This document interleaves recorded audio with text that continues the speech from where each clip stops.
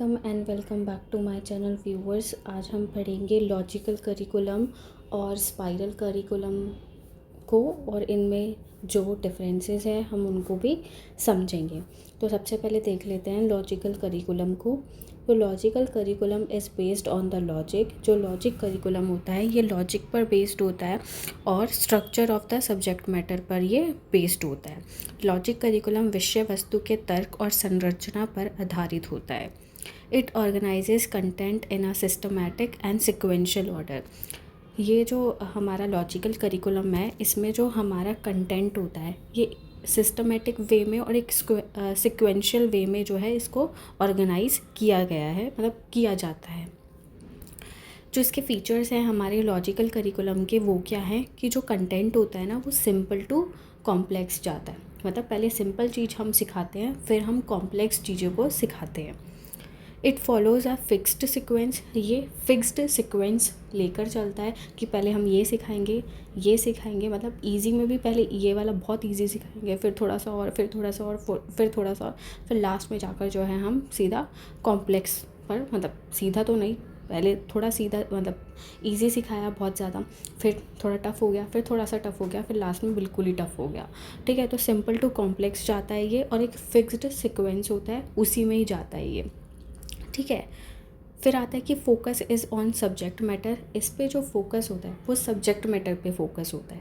ठीक है, स्टूडेंट के इंटरेस्ट पर फोकस नहीं होता, सब्जेक्ट मैटर पर फोकस होता है। मतलब चाहे बच्चे का इंटरेस्ट है या नहीं है उस चीज़ में, वो फिक्स्ड है और इसी तरीके से सिखाना है, जैसे मतलब जो भी टॉपिक है उसी सीक्वेंस में सिखाना है, जैसे कि वो तय किया गया है, वो फिक्स किया गया है, वो प्लान किया गया है। ठीक है, ये नो मैटर कि बच्चे का इंटरेस्ट है उसमें या नहीं है, पर सिखाना इसी तरीके से ही है।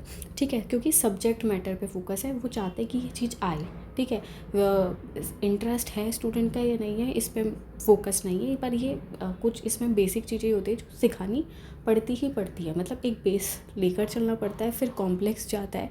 जैसे कि हम ये ले सकते हैं इसमें एडिशन का। सबसे पहले हम बच्चे को जो है काउंटिंग सिखाते हैं, फिर एडिशन सिखाते हैं, सब्ट्रैक्शन सिखाते हैं, फिर मल्टीप्लिकेशन सिखाते हैं, फिर डिवीज़न सिखाते हैं। अब किसी बच्चे का जो है एडिशन में इंटरेस्ट नहीं है, सब्ट्रैक्शन में इंटरेस्ट नहीं है, चलो एडिशन तो बच्चे कर लेते हैं, सब्ट्रैक्शन में इंटरेस्ट नहीं है, तो ऐसे थोड़ी ना कि हम उनको सिखाएंगे नहीं। तो सब्जेक्ट मैटर पे फोकस है, स्टूडेंट के इंटरेस्ट पर नहीं है इतना। ठीक है, फिर आता है it ensures clarity and logical understanding. ये जो है क्लैरिटी और लॉजिकल अंडरस्टैंडिंग पर फोकस रखते हैं, इंश्योर करते हैं कि क्लैरिटी हो टॉपिक पर।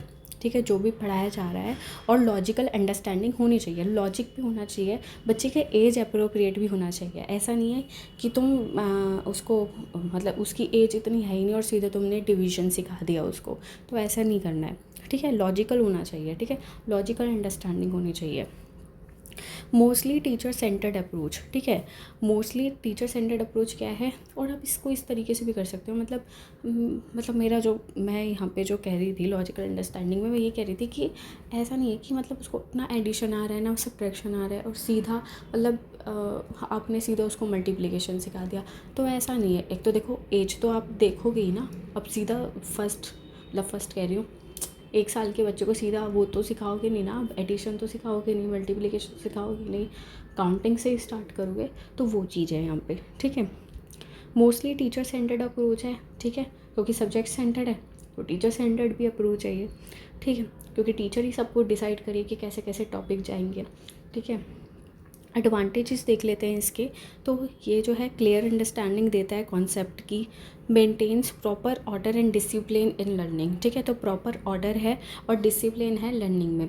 मतलब इतनी तो ये तो सभी लोग जानते हैं कि हाँ काउंटिंग सिखानी है, एडिशन सिखाना ही है, तो एक प्रॉपर ऑर्डर होता है और इसी तरीके से सिखाते हैं। किसी के पास सिलेबस है या नहीं है, पर हाँ अगर आपके पास कोई प्राइमरी का बच्चा आया है जो कि फर्स्ट क्लास में है, तो आपको इतना तो आइडिया है ही कि इस बच्चे को आपको एडिशन सब्ट्रैक्शन और टेबल तो सिखाना ही सिखाना है ना।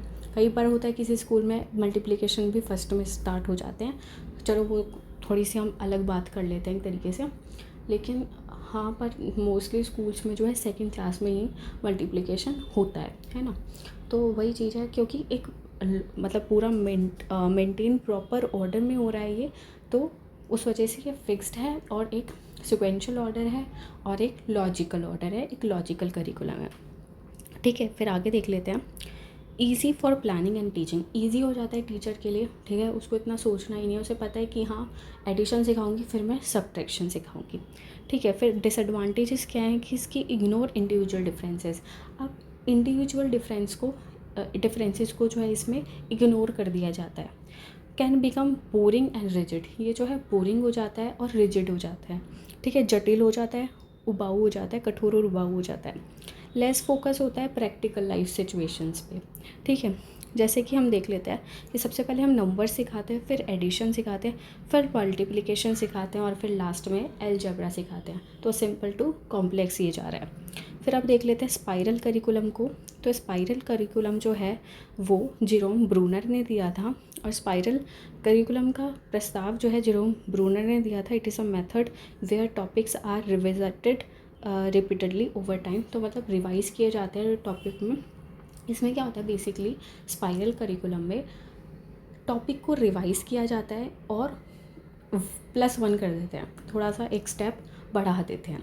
ठीक है, मतलब यही लगा लो कि क्लास तुम ये लगा लो प्राइमरी क्लास में ईवीएस होता है और फिर क्या हो जाता है सेकेंडरी क्लास में साइंस हो जाता है। तो प्राइमरी क्लास में भी जो है क्या पढ़ रहे हो कि हाँ लीव्स के अलग अलग पैटर्न्स होते हैं ना, कुछ अलग अलग होते हैं। फोटोसिंथेसिस सीख रहे हो तुम, है ना, कि भाई किचन होता है हमारा जो, वो पूरा कॉन्सेप्ट तुम सीख रहे हो किसमें, ईवीएस में, फोटोसिंथेसिस का। लेकिन क्लास 6 में जैसे जाओगे दोबारा से वही टॉपिक आएगा, थोड़ा सा कॉम्प्लेक्स हो जाता है वो, है ना।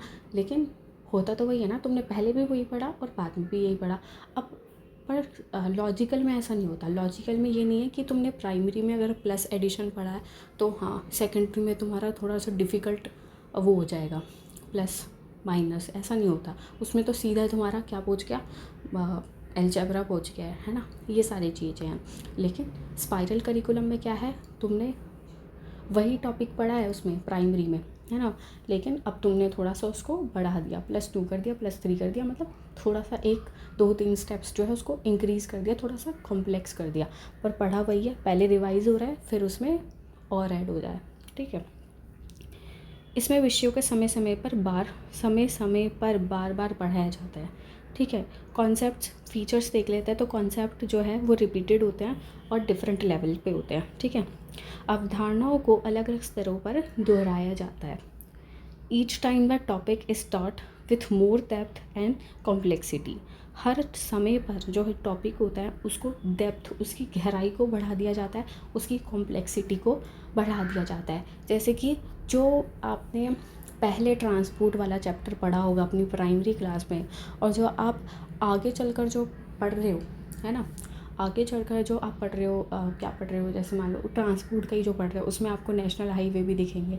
ठीक है, उसमें आपको पोर्ट्स दिखाई देंगे, सी पोर्ट्स होंगे, है ना। तो ये सारी चीज़ें हो जाती है, तो कॉम्प्लेक्सिटी बढ़ गई ना। पढ़ा तो आपने पहले भी मीन्स ऑफ ट्रांसपोर्ट ही था, आगे भी आप ट्रांसपोर्ट पढ़ रहे हो, लेकिन उसमें नेशनल हाईवे आ रहे हैं, बाकी चीज़ आ रही है, ट्रेड भी उसमें ही जोड़ दिया है, तो थोड़ी सी कॉम्प्लेक्सिटी को बढ़ा दिया है। आपने प्राइमरी क्लास में थोड़ा सा मान लो कि आपने पढ़ा होगा सन मून के बारे में, है ना, अर्थ के बारे में, लेकिन 6th 7th क्लास में सीधा सोलर सिस्टम आ गया है। तो कॉम्प्लेक्सिटी है ना, टॉपिक वही है, सन मून वाला ही चल रहा है वो टॉपिक। ये लगा लो प्राइमरी में भी कई बार ऐसा होता है कि हाँ मतलब थोड़ा सा सोलर सिस्टम समझा देते हैं, लेकिन क्लास 6 7th में जैसे जाओगे तो मेटेरॉइड्स आ रहे हैं, एस्टेरॉइड्स आ रहे हैं, ये सारी चीज़ें आ रही है ना, सप्तऋषि पढ़ा रहे हो, है ना, इस तरीके से।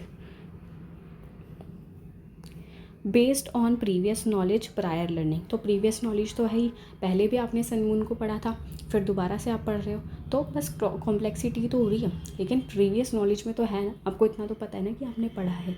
लेकिन अगर हम उस टाइम पे देखें तो आपको ये नहीं पता है। मतलब अगर मैं जैसे अलजेब्रा की बात करूँ तो अलजेब्रा तो बिल्कुल न्यू टॉपिक हो गया, तो वो लॉजिकल अंडरस्टैंडिंग हो गया। लेकिन फोटोसिंथेसिस की बात करूँ, पहले पढ़ा है आपने, दोबारा से 6 7th में पढ़ रहे हो, थोड़ा और उसका जो आइडिया है, मतलब जो कॉन्सेप्ट है वो थोड़ा सा और डीप हो गया है, पर प्रीवियस नॉलेज में है वो आपकी। Focus on understanding and reinforcement, focus जो होता है वो अंडरस्टैंडिंग पे होता है और रिइंफोर्समेंट पे होता है। इट इज़ लर्नर सेंटर्ड, ये लर्नर सेंटर्ड होता है। जो हमारा लॉजिकल था वो टीचर सेंटर्ड अप्रोच था, लेकिन ये जो है हमारा स्पाइरल वाला वो वो लर्नर सेंटर्ड है। लॉजिकल टीचर सेंटर्ड और स्पाइरल जो है हमारा लर्नर सेंटर्ड है। एडवांटेजेस क्या है कि ये जो है लॉन्ग टर्म मेमोरी को इम्प्रूव करता है, स्ट्रेंथन्स करता है कॉन्सेप्ट क्लैरिटी को, हेल्प करता है कॉन्टिन्यूस लर्निंग को, सूटेबल होता है ये ऑल टाइप्स ऑफ लर्नर को, हर एक तरीके के लर्नर्स के लिए अच्छा है ये, ठीक है। ये सभी प्रकार के विद्यार्थियों के लिए उपयुक्त है। डिसएडवांटेज क्या है इसके कि इसमें प्रॉपर प्लानिंग की ज़रूरत है, कैन बी टाइम कंज्यूमिंग, ये टाइम कंज्यूमिंग हो जाता है। रिपीटिशन में feel boring if not interesting, अब रिपीटिशन बार बार हो रही है, बार बार फोटोसिंथेसिस पढ़ाया जा रहा है डीप में, ठीक है, डीप में पढ़ा रहे हो पर फिर भी बार रिवाइज तो वो हो ही रहा है ना, तो ये थोड़ा सा बोरिंग फील हो जाता है, इसमें बोर फील करने लग जाते हैं बच्चे। फिर एग्जांपल क्या है, जैसे कि भाई तुमने ईवीएस और साइंस का मैंने बताया ना, पहले ईवीएस होता है फिर साइंस हो जाता है, ठीक है। प्लांट्स इन प्राइमरी, प्लांट्स के बारे में पढ़ा तुमने प्राइमरी क्लास में, फिर तुम उसके मिडिल क्लास में पार्ट्स के बारे में पढ़ रहे हो प्लांट के, फिर फंक्शन के बारे में पढ़ रहे हो और हायर क्लासेस में, तो ये हमारा स्पाइरल करिकुलम हो गया।